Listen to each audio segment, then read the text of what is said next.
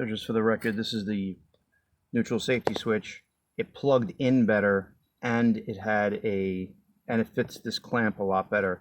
I was like squeezing the hell out of it. You can see there's a piece of plastic there that sticks in that hole with a metal contact. Where the other aftermarket one does not have that. I mean, you can see right through, and no matter where I put this, it does eventually line up some kind of hole, but it doesn't actually have a piece of plastic that sticks up in the hole. And you know, this is an old school standard, and it has these are the original part, and this is not original part number. It may cross to something, but the point is that the original GM ones had the same kind of marking. So to me, it makes it sound like it's the same one, but in the box as a GM. And I got it cheaper. I would have had to pay double for an actual one that was an AC Delco box, but this was an old school one. So I'm going to see if this thing will actually start properly now, because I don't know what else would do this other than crappy aftermarket parts. So let's find out. Okay, so I got the spindle switch in, or you want to call it a range sensor or whatever. This is the standard brand in you know, off of eBay, an old standard one that was sitting on the shelf, and I know it looked just like a GM one.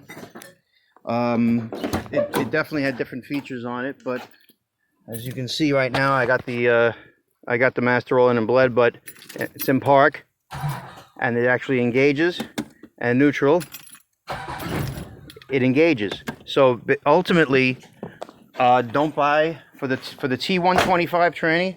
Do not buy like the Borg Warner aftermarket crap. That's this guy. The way this hexes, it's all off. And the other one is the part numbers like the WVB or something like a WVE. It's basically the Wells brand that technically I guess is the AutoZone brand too, but theirs is probably good, and these are the leftover crap. But that's why it was on sale for $7. So look for original GM ones, I guess, and or old part numbers, and they'll probably make them right, because if they had that problem at the time, they would have had been a lot of cars that would have needed them to be done right, and they would have had recalls back then. So that's that. So I'm about to actually move this car because I'm going to start cleaning the garage. Now I can actually do it. So the Celebrity is out on its own power as of yesterday. I put that switch in, and it runs. It works, and but I have to do still a bunch of little things to it. I was still going to change the rear springs, and I got to put the grill in and the wiper motor in, and I took this guy out. You know, I had to cover up the motor. This is a hell of a project, but hopefully I can get it running sooner than later, just so it runs. I could keep doing this as I need. But yesterday I dumped over, you know, close to 400 pounds of metal. And now today I just decided to put a bunch of shit that was still good, still new, brand new in the box. Some things debating whether or not to get rid of more, but I moved my toolbox over here, the one that I have. I'm going to put two new ones back there. Got the brake laser there, I want to get that going. I got a pressure washer that I bought for 20 bucks that I have to get running. We'll see about that, or if I scrap it. But I basically took, this is the stuff like I had like hanging out everywhere, like particularly over there. And of course I still had a ton of crap over here that ended up in the middle. I got to, you know, totally, you know, downsize. I got a garbage bag going there and here. And I've already done 1, 2, 3, 4, 5 garbage bags. And I'm gonna get rid of this guy, scrap it. You know, there's so much stuff that I had stuff on top of stuff on top of stuff, and spare parts, and you know, you need some spare parts, but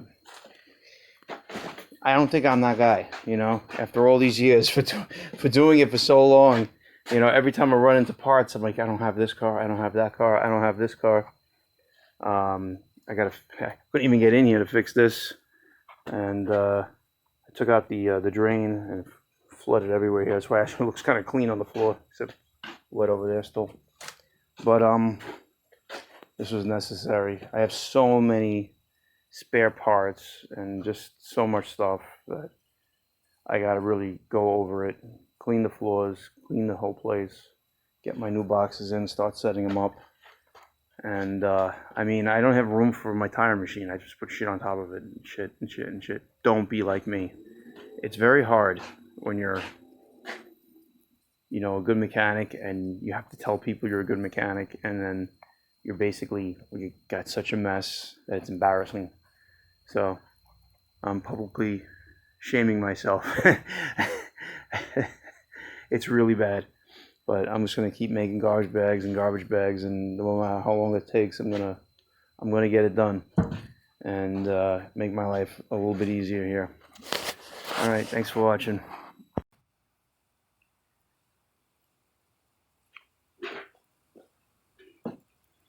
Still looks like a ton of stuff.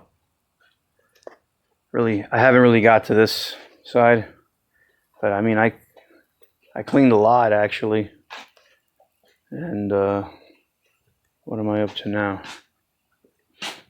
So many little things all over the floor. I put in these little things in, and it doesn't, I mean, I don't have much in here really, but it's just a lot of, going through a lot of stuff. But 1, 2, 3, 4, 5, 6, 7, 8 bags of garbage.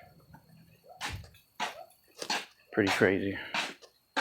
I'm just like so dead right now. And I got tons of keep tools, keep bolts, keep parts, keep this, and there's a bunch of keep piles that are not really related to each other. And they eventually got to come together and come in the toolbox or somewhere, but lots of shit.